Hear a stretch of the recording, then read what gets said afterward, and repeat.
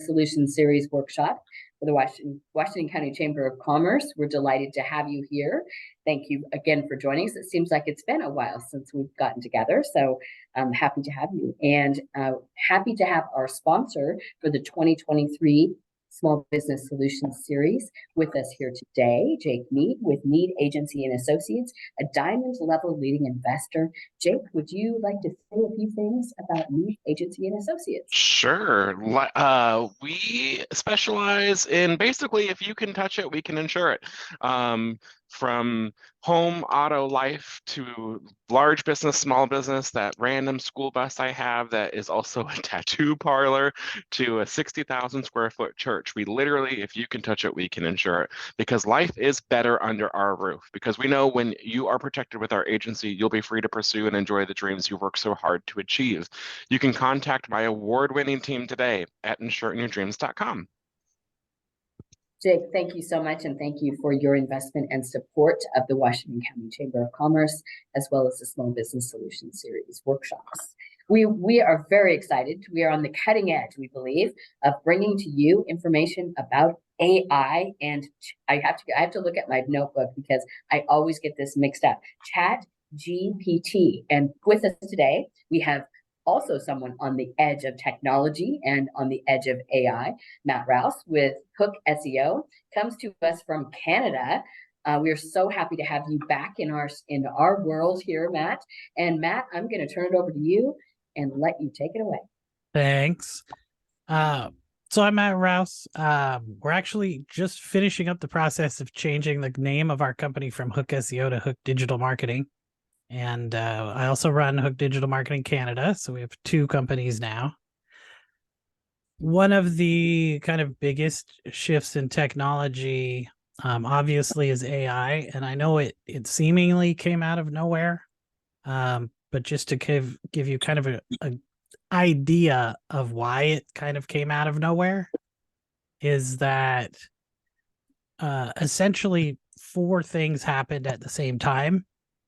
One of them was this paper that kind of resurfaced, that was an older one that a bunch of Google engineers had fixed, solved the problem of somebody who was working on what's called a large language model, which is like ChatGPT. It fixed the problem that they were having on making it learn things properly. So as soon as those 2 things happened, they suddenly said, oh, wait, this actually might have some benefit. We're going to, invest some more information and some more data into this model. And so when they did it, something happened where instead of, just writing gibberish, now it could write coherent sentences. And they were like, well, if it can write coherent sentences, what's going to happen if we give it more data to train it and we make it bigger? So they did that. And then they made it 10 times larger. And then suddenly it could do math, but it didn't get it right all the time. You'd ask it, what's 2 plus 2? And sometimes it would say 4, but sometimes it'd be like 5. Sometimes it would say 6, whatever. So they made a bigger model, and then they added some more technology to it that had been discovered. And now it can write your homework for you, but it can also suddenly make plans. And they call these emerging properties.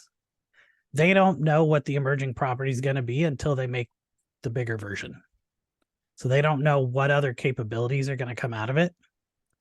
And that's the thing that, you hear all this fear-mongering stuff around, right? Is, well, if we don't know what's going to come out of it and we keep making it bigger and bigger and bigger, someday it's going to become conscious and turn into Terminator or something, right? It's Skynet and whatever. I would say that that's pretty unlikely. I'm not a data scientist, but I've worked with some of the actual models. I've installed them on my machine and configured them and run them myself. I would say short of being an actual developer, I'm about the closest you're going to get to somebody who's a developer. So I've worked with them extensively at this point, and we use them in our business on a daily basis. We already were using some previous AI forms, some deep learning stuff before. Some of you might be familiar with some writing programs like Jasper or Grammarly. Those were other AI systems. They're obviously getting more advanced now, but those were already AIs, so you may have been using it, not knowing that you were. Another interesting fact is that they say between January and March of this year, the equivalent advancement in AI research was more than the previous 20 years. So you had 20 years of research in 3 months, basically. So that's what made it leap. And exponentially, they're going to grow more powerful. Technically speaking, it's logarithmically because each time they make it 10 times bigger than the last one, kind of like the Richter scale, right? A 6 earthquake is going to shake your dishes, but a 7 might shake your whole house, and an 8 is going to tear down a skyscraper. Each one is 10 times more powerful than the previous. And so I have some slides, and I wanted to keep it short because I want to do some live demos if everybody's cool with that today. Maybe I'll just share my screen. And I'll put this in presenter mode. All right. So 5 ways businesses can use ChatGPT. And I know that we were just talking about, what kind of AI we're talking about. In this case, we're talking about LLMs, which are large language models. When they say large language, they mean millions and billions of pages of text. So the amount of information, GPT-4 was essentially fed almost the entire internet of text, plus every paper and every book essentially that's been written they were able to get their hands on.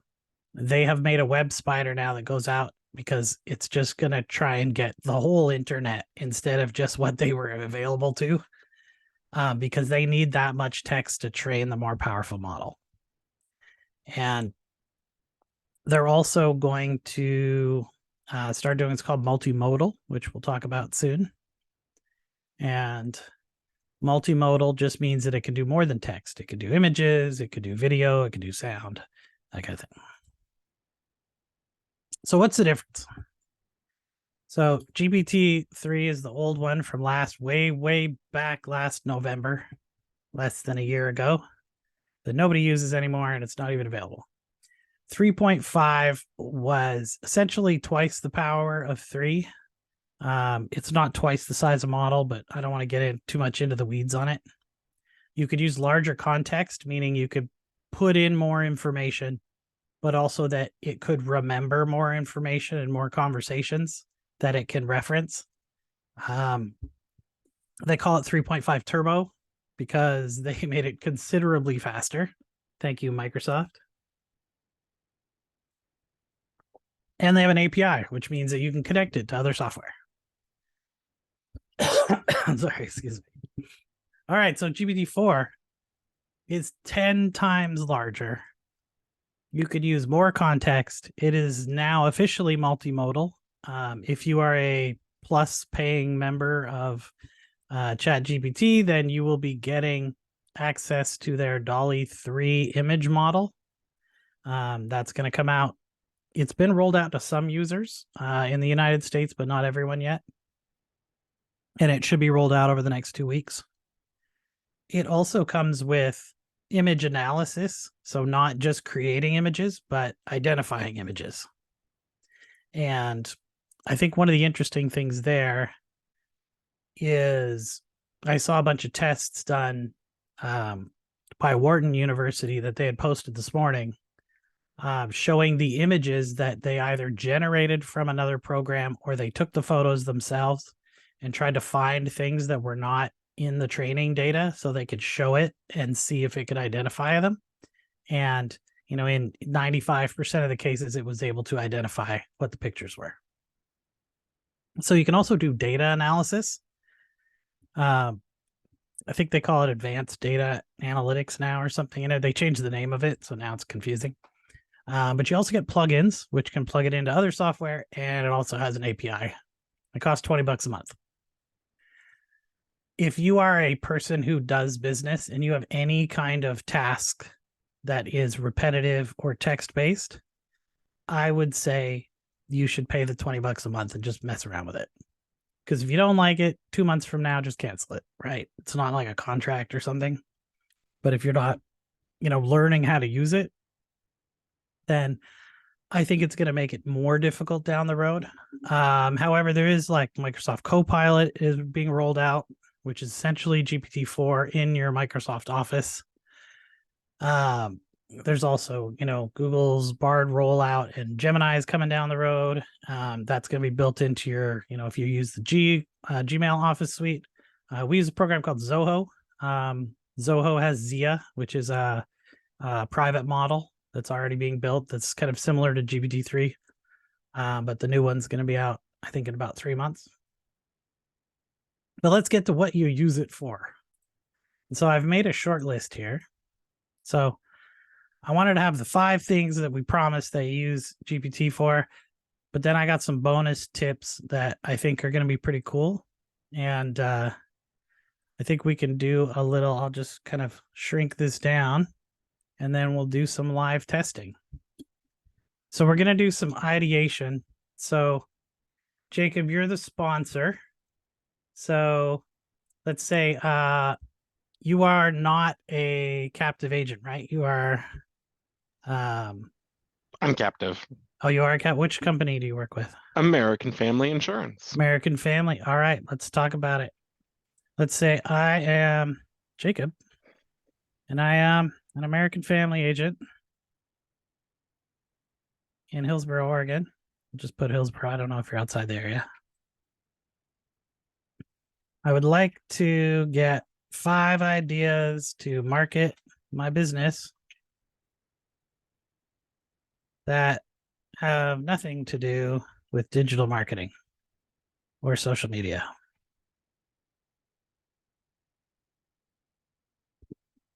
So this is an excellent way to get ideas. So it's talking about community involvement, sponsorships, free workshops, local sponsorships like sports teams, community events, which is also excellent for your SEO, by the way. Direct mail campaigns, referral programs, networking, like coming to the chamber, of course, hosting or attending events, and branded merchandise. So you can also, once you get, some ideas out of it, let's say you don't like one of the ideas. So let's say I'm not a fan of branded merch. So why don't we come up with something else? And it's like, okay, local media outreach, guest spots, local radio, press releases, collaborate with local TV stations, community classes, local partnerships.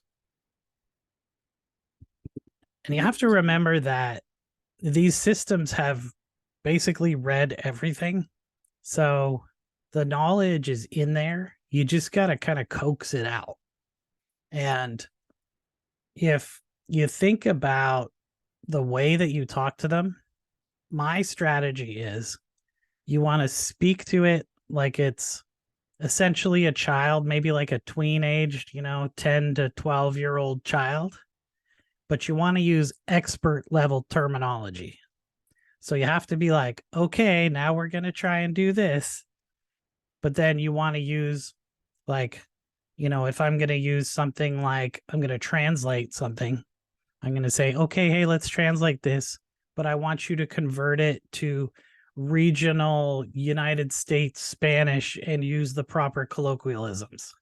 You wouldn't talk that way to a child, but the process talk is to a child, but the language you use is as expertise as, expert level as you can make it, because you want it to be specific. So that's a good way and strategy. Brad, you had a question? Yeah. So if I understand it correctly, it's basically going out to all data that's out available via the internet or whatever, databases it's using. So how do you get it to do something that I'm assuming it's just using something, it's going out and seeing what other people have done, what other companies have done, what other types of marketing has been out there. does it come up with stuff, or has it gotten to the point where it will come up with stuff out of the blue that has not been done? I mean, because that's kind of what would differentiate a human concept from a artificial. You can get it to do that, but it's difficult. And usually what you're doing in that case would be kind of trying to find the exception to the rule. So you would say, okay, we've tried, these 5 things, and then give me 5 more. We tried these 5 things and give me 5 more. And then, once you've got 50, you say, here's all the 50 things that you gave me.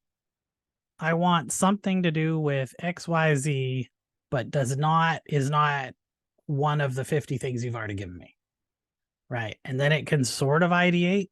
You can also talk through it, talk through stuff with it. And I actually have that on my list. So here, chat with a smart friend is number 3. I don't know if you guys have this problem. This happens to me constantly. Is almost no one I know has any idea of what I'm talking about when it comes to work stuff, unless they're in my industry, right? And Darcy's nodding her head, right?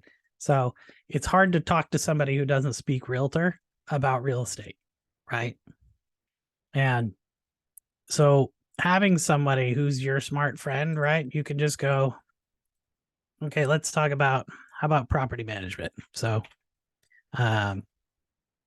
your name is Brad Smith, and you are a property management expert for residential lending. You also don't have to worry about spelling mistakes too much. It'll fix them for you.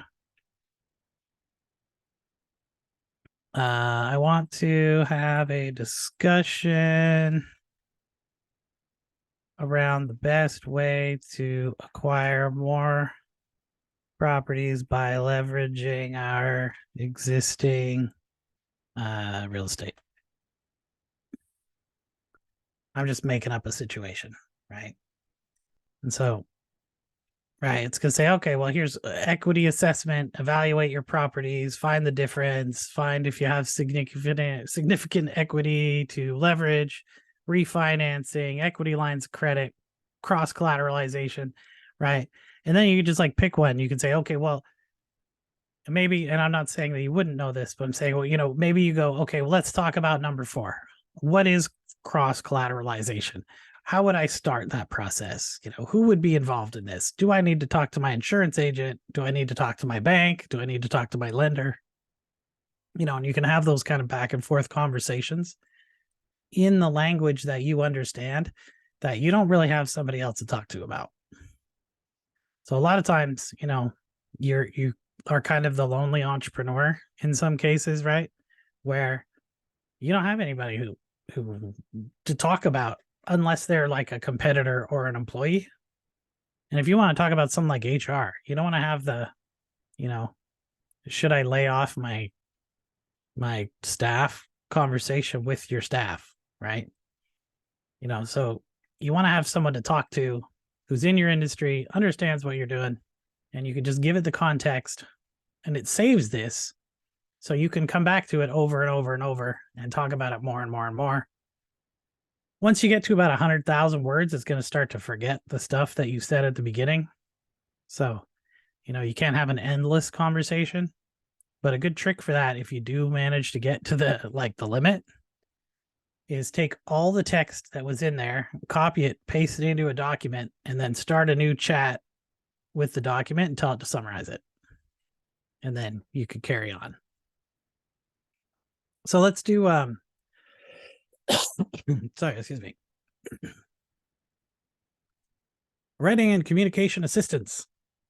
So my favorite one here is, and this is something that we use regularly. We're in a hurry. There's, we have 130 roughly customers, and we have 2 owners and 2 part-time staff.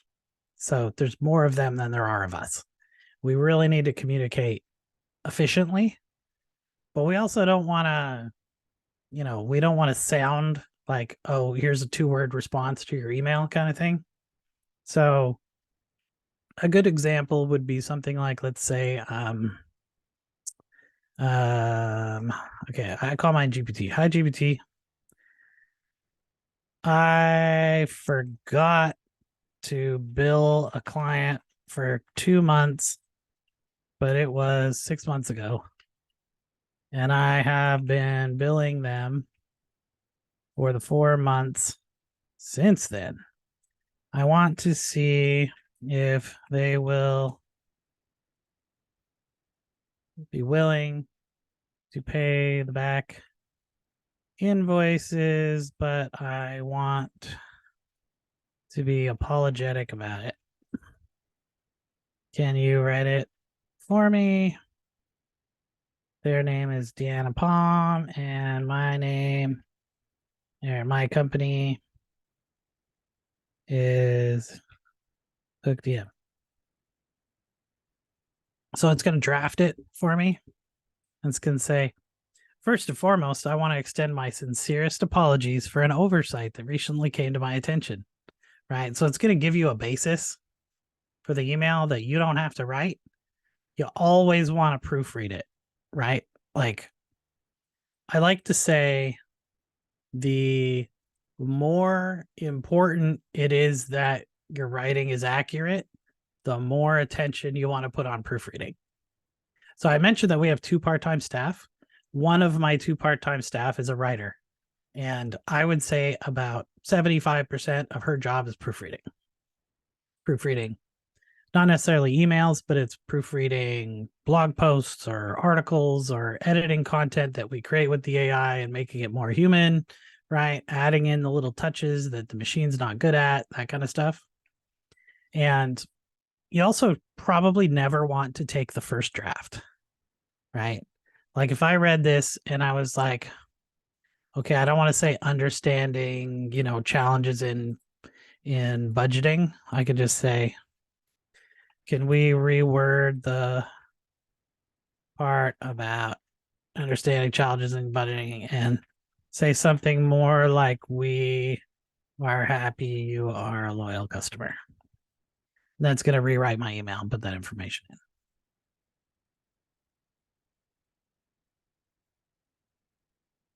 We deeply value your loyalty as a customer and truly, appreciate your understanding. So there's also kind of some other tricks. I know that everybody's probably heard of the, give it a job and, tell it what you want it to do. Like you can say, okay, you are an insurance agent. I want you to talk to me about this type of insurance. And it will write something that it thinks an insurance agent would write.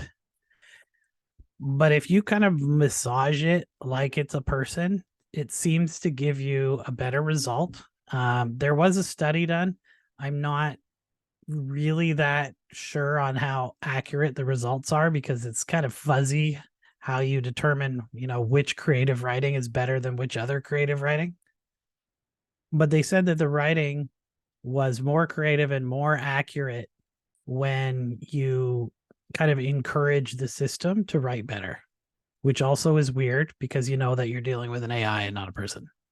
So you could say something like, this is great, but I want it to be shorter. I know it's hard, but let's work together and we'll get it done.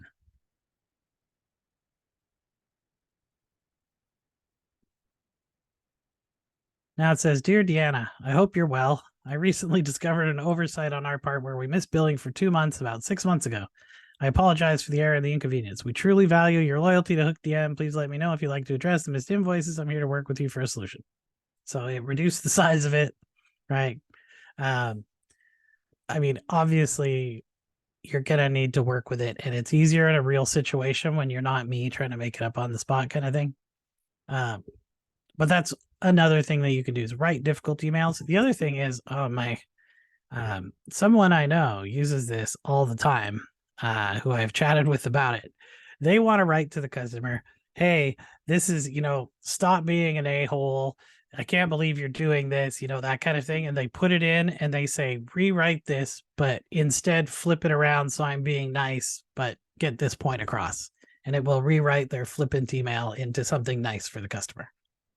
So that's a good way to handle it. And it, saves you from being snippy with your clients if, they're not being the good clients that they should be.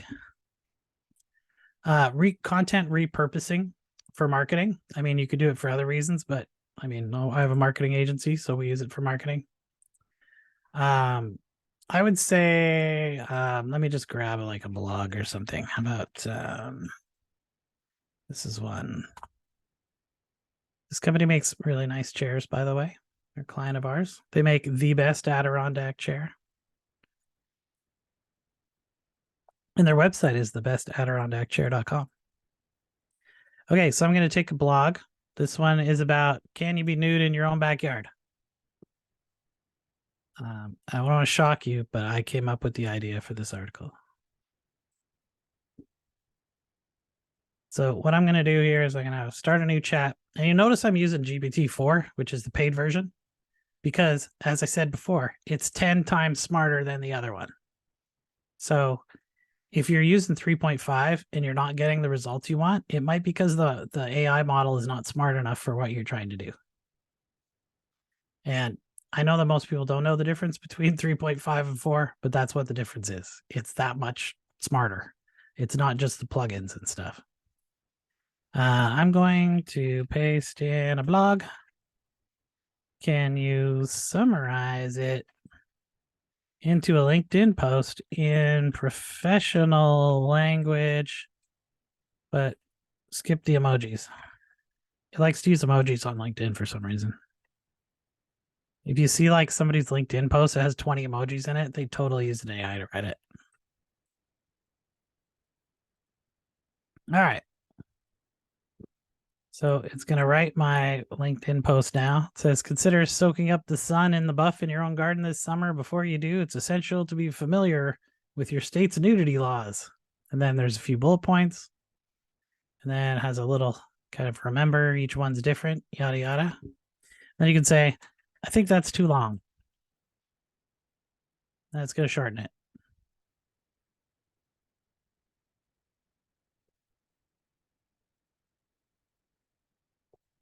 Now, I'll tell you a process that we do that might be a little much for most companies, but just to kind of give you an idea of how much we're using the AI at this point, is we will do a podcast or a video with a client that could be anywhere from like 5 minutes to 45 minutes long. We will transcribe the video with an AI with time codes because we can upload that into YouTube as closed captioning.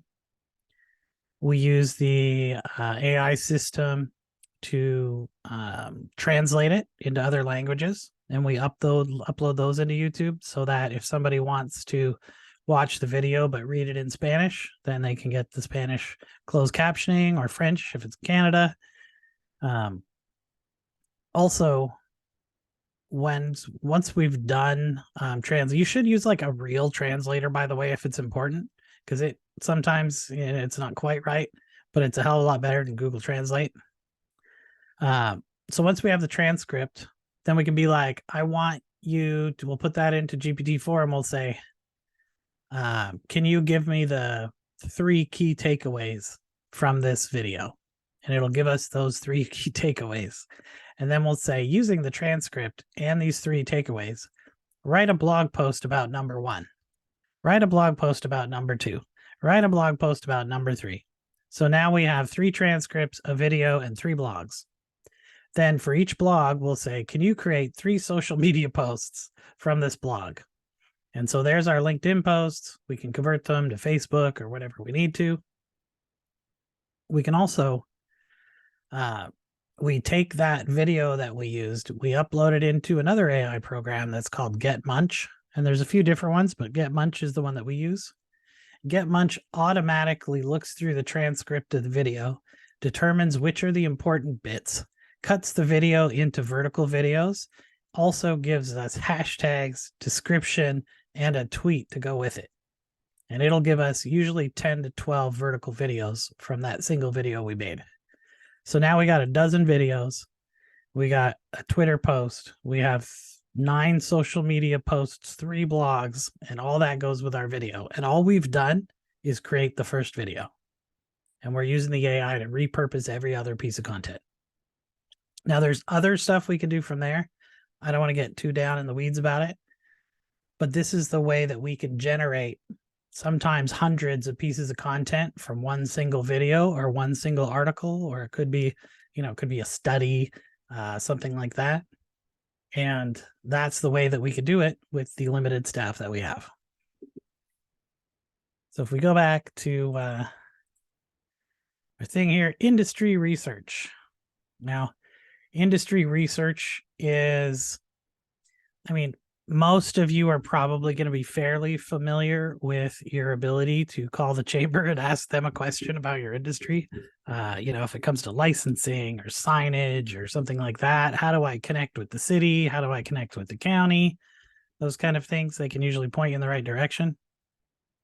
You can also ask it questions, and sometimes it's going to try to convince you that it doesn't want to give you the information because it might not be up to date. So let's say, what is the sign ordinance or regulations for Hillsboro, Oregon? Oops.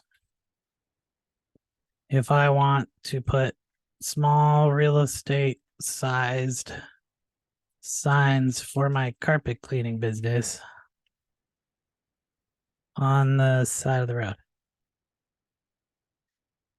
So anyways, it tells me, as of my last update in January 2022, I don't have the specific details. And then it's going to be like, but even though I don't have the specific details, here's all the specific details, right? Could you be more specific? Sometimes that works and it'll just tell you. Sometimes it'll tell you where it found the information. You got to kind of dig into it. So yeah, this one, it's like, go use the city's official website, right? Or go to the planning and zoning department. So you can do other kinds of industry research. Another one that I actually ran earlier when I was doing some testing was, let me find my, man, I did so many. There we go. So in this one, I was like, we run a garage door company, but we're thinking about adding locksmith services. For businesses in Oregon, could you give me the steps that I need to get licenses, permits, whatever? And so with a little bit of coaxing, it was actually able to tell me, here's all the kinds of licenses, regulations, education, training, and insurance that you need to open a locksmith. And, like I said, takes 2 minutes, right? So you could really dig in on stuff and, get that information that you need. And, you might be, you're looking, maybe if you're trying to expand your business in some way, you can say, if I am a real estate agent and I work in a specific metro area, what are a few ideas on how to expand into a new region?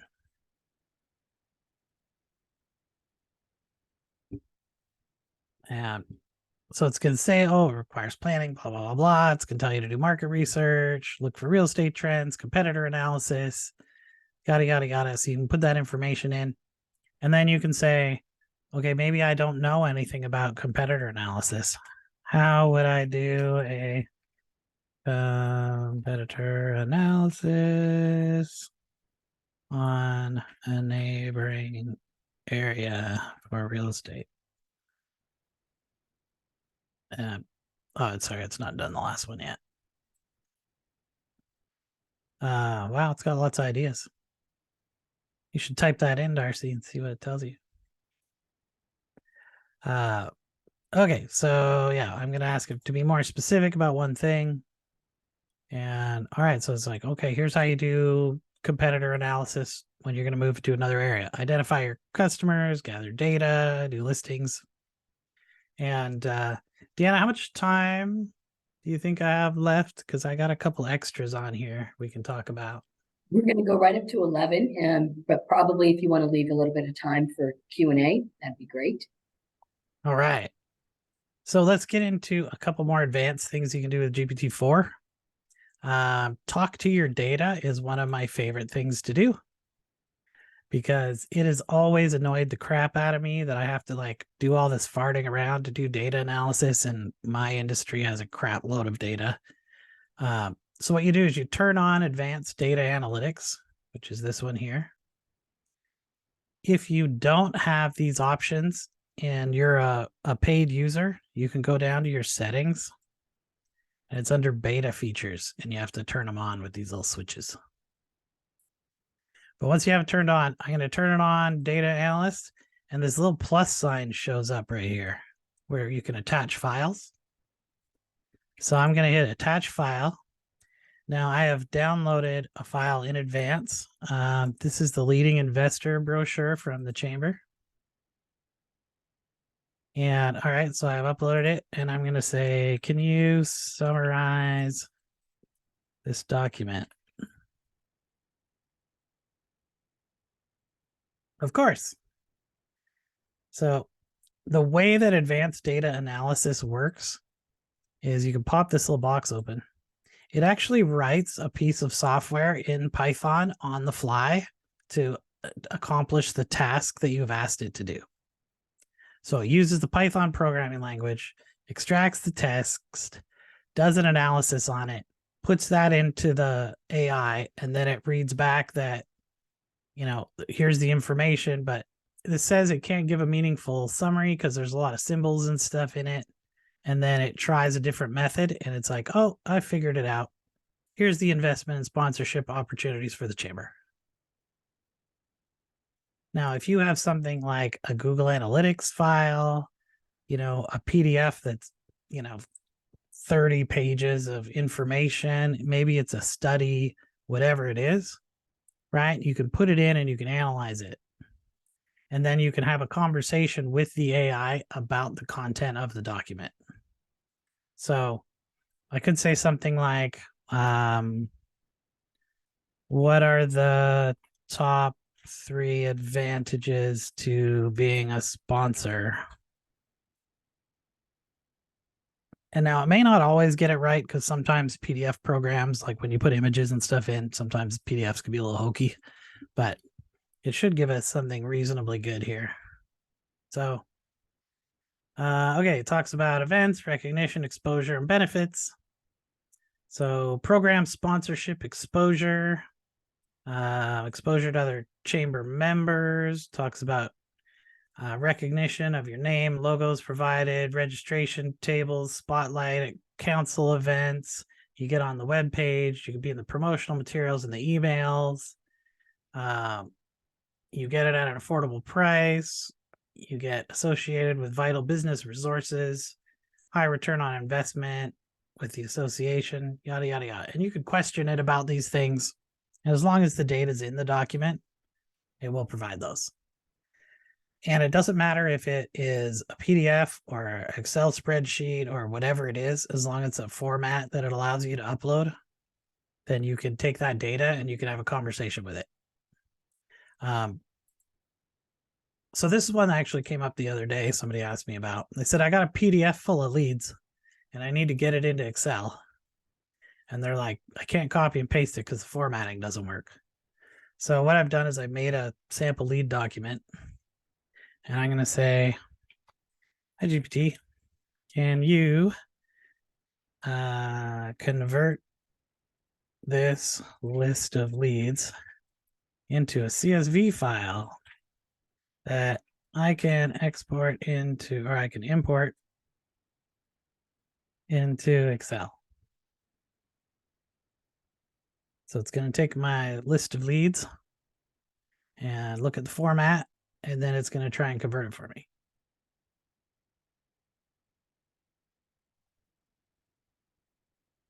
All right, it says it has a name, email, and phone number. It's a straightforward list, so now it's going to extract it.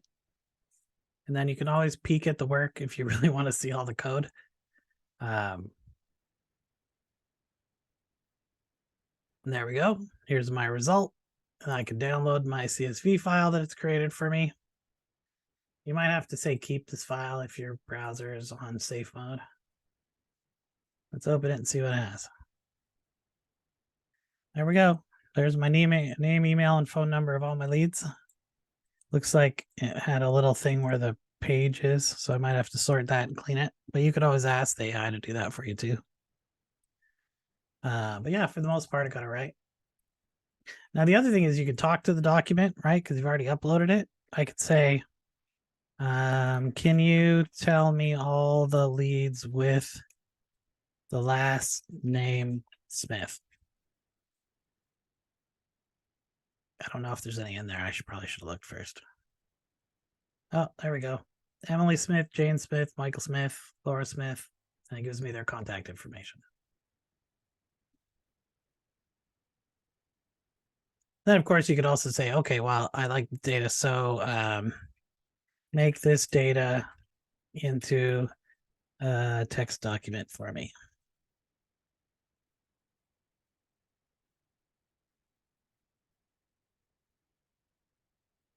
And it's going to convert it into text, and then I can download it. So here's my text file.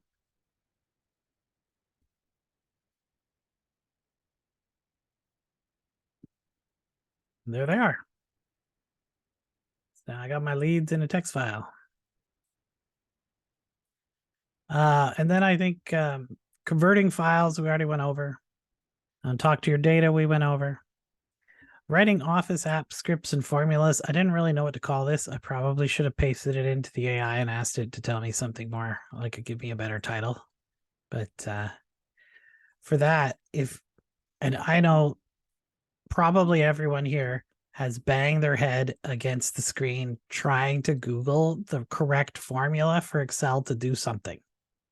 You're like, I just want it to change like first name in one column and last name in the other column, but a bunch of people have like 2-letter middle names or like junior at the end of their name or something, and it's screwing up my Excel file. Or they're trying to do some kind of math and you just can't get the formula correct, right? Just ask the AI for the formula. The more descriptive you can be about what you want, the better result you're going to get.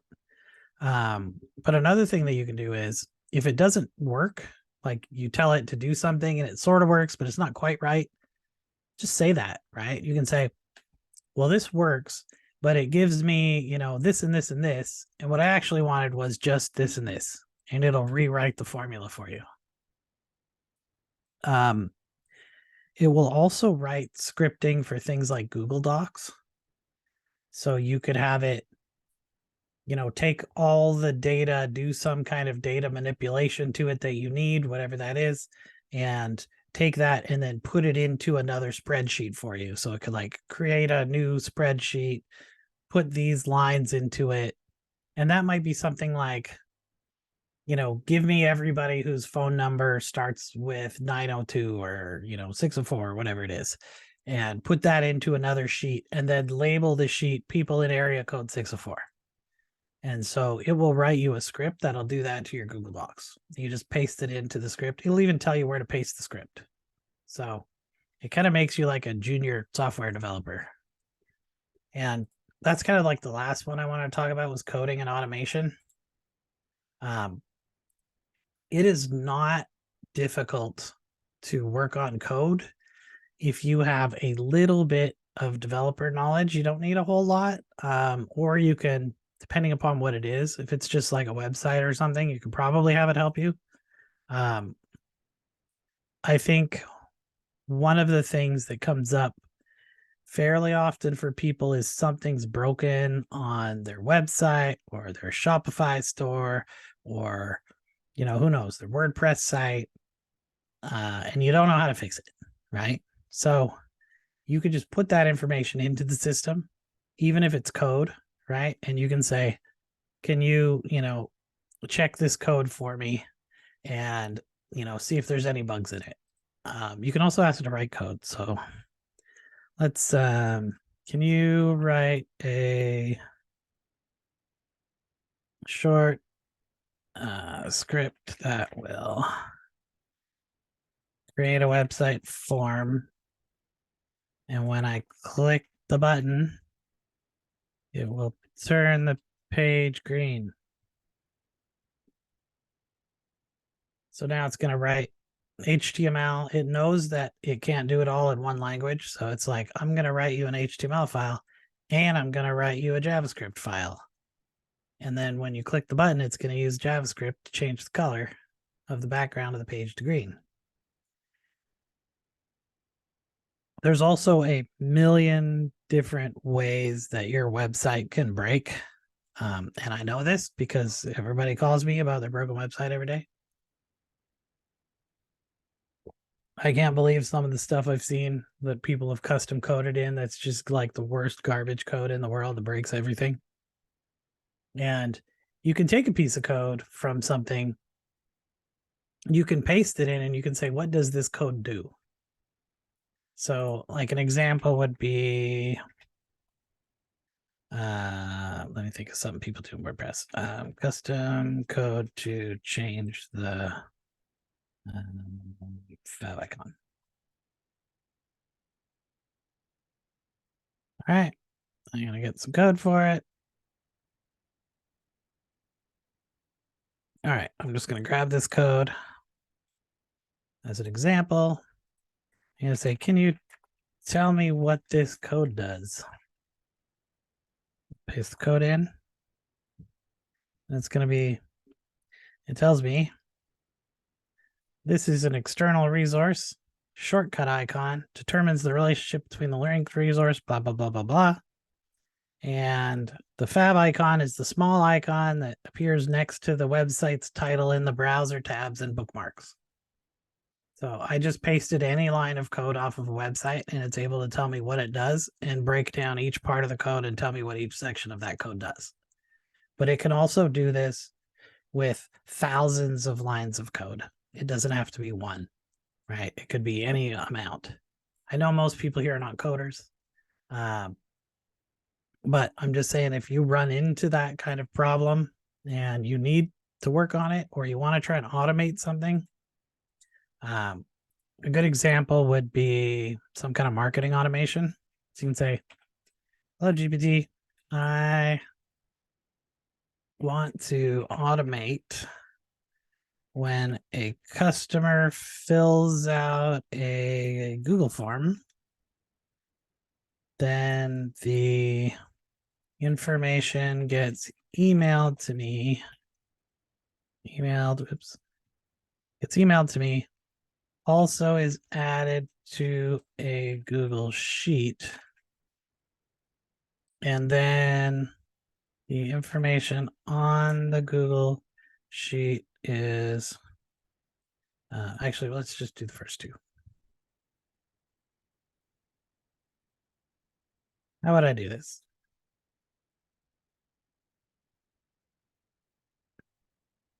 So they're like, okay, we're going to do it with Google Forms, Google Sheets, and a Google Apps script, which most people didn't even know Google Apps script was a thing that exists. You don't have to use Zapier and pay them to do it. You can just use a script that the API will tell you how to do. And it even tells you, open the link to Google Sheet, click on extensions app script in the menu, and then paste this in. And then make sure you replace your email with the email address you want it to go to and save the script. So it's going to give you not only the code, but it's going to give you step-by-step instructions of how to set it up. And you could say, I set this up, but I am not receiving the email. Do you know why?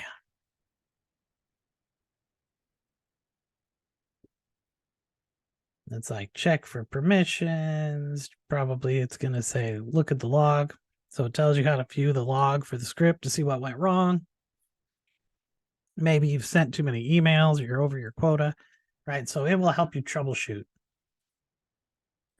And I know this is getting a bit on the technical side, but what I'm saying is that if you are not a technical person, but you want to do a technical thing, then you can get the instructions you need to do it.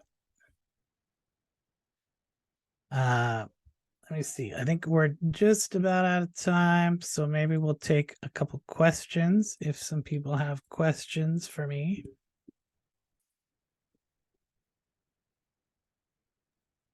I know Lee's been using the generative photo generators, the image generators. I have, and I actually, just because when you started the class, you mentioned that some people got rolled out, and I did. So Oh, my nice. GPT-4 can now analyze images, which is, I've been kind of doing a little bit while you've been talking. My question for you is, though, I watched, of course, a TikTok or a Reel or one of the other AI things when it first started coming out, and they did that thing where you have it, hey, analyze my website. So obviously it was after plugins. Analyze my website, analyze my Facebook page. Here's some reviews people have done for me. Ask me 25 questions. And I did that, and I've just been every day going to it and saying, hey, I need a marketing idea for this today. And it's kept a log. Is that really valuable, or am I just playing a game? To No, have I it mean, keep I think it's a log, right? I think it's valuable. I mean, you're going to run out of space eventually. Right. Yeah. Right. But so I would just make a copy of it in a text file or something so you can come back to it Okay. if you need to. Okay. It's like the idea of the smart friend. You know, as long as you keep giving context to it, it will keep trying to figure out what the answer is for you. And essentially, it's not trying to figure it out. It's saying, you know, it doesn't understand language and words really. What it understands is a mathematical relationship between tokens, and tokens are like syllables. So it's trying to say what syllable should come next in order to, you know, why that actually turns out is immensely complicated, and how it comes to the answer is something that they have not figured out yet. So the reasoning is, if you were to put somebody in an MRI and you say, why do you like cats? You can't figure out why they like cats, right? No, that makes sense. You can't tell what their answer is because there's, you know, hundreds of billions of, you know, neurons or however many there are firing, and you don't know which one's firing to connect with which other one. And that's the way these systems work. The other thing to remember is you cannot treat it like a regular piece of software. It is not going to do the same thing every time. If you say, I want you to write a story about a cat and a dog, and you press the generate button 1,000 times, you get 1,000 different stories. Thank you. If you hit your image generator 1,000 times, you get 1,000 different images. Absolutely. Hey, Matt, this is David Wilkins. Hey, Microsoft has come out with their browser AI that's kind of built into it. Can you talk to us about whether that's more powerful, less powerful than ChatGPT? Is it the same thing? Is it, you know, kind of how is that coming about? It runs off of GPT-4 now.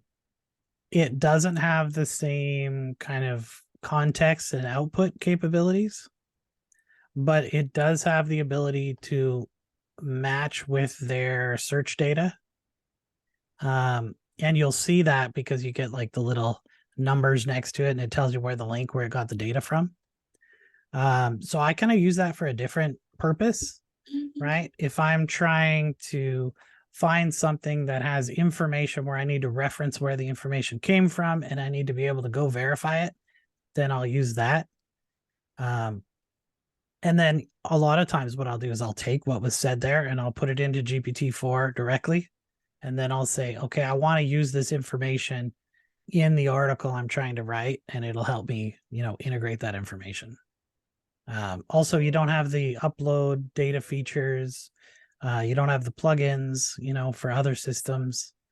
I don't use the plugins that much, honestly, but I use the data analysis where you can upload or you can have it generate files for you. I use that constantly. Matt, I think Gina has a question. Gina? Hi there. Hi. Hi. So I'm from the AC and Element Hotels in Beaverton. I'm their market sales manager, and so I work a lot with obviously marketing, but another thing that I do quite often is I need to take I have contracts with companies where I have to provide them information for my hotel of how many rooms were picked up and of each room type. But the system that we use for our booking processing is from like 1989. Right. And so it's all in plain text, and it's all like very it looks like a coding screen. And it's all type based as well. And so there's not a lot of like fun integrations or icons or anything. It looks like it came out when computers were invented. And so Right. what I do a lot is we have these daily segmentation reports. and I can create coding where specific groups in their specific rate are under one code. And it can tell me the average rate of their nightly stay and then how much revenue came in, but it doesn't tell me what room types that they've gotten. And so I've been messing around with Bard quite a bit, and like presenting it like a, you know, like a middle school math question. And I'm like, here's like your average daily rate, here's your total revenue. And if king rooms go for this much and queen rooms go for this much, tell me how many of each room type.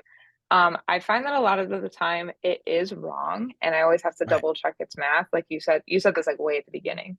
But my main question is, well, I have a couple questions. One, you kind of answered it with the Microsoft AI, but is Bard comparable to 3.5 instead of 4? Or is it Yeah. just like text based and is 4 but only text based? Bard is essentially the same size model as 3.5. Okay, But so 4, that makes a lot more right, sense. 4 would be 5 to 10 times more powerful depending upon what you're doing with it. Mm-hmm. What you would want to use is, well, there's 2 ways you could do it. Number one, you could use the data analysis tool. If you could figure out how to talk to it to get the result that you want, then you just copy and paste that somewhere so that every time you need to run a new report, you just paste in the information and then upload the file and it'll do it for you. The other thing you can do is you can work with it to try and build an automation for that, so that when you get the information out, maybe you put that into Excel or something, and then it's already generated the formulas you need to get the data you need. So you can ask it And to I help you tried create the sort of, data. yeah, I've tried to like combine it with like Google Sheets just because they can integrate together. But I found that I'm not able to like upload PDFs or anything into Bard.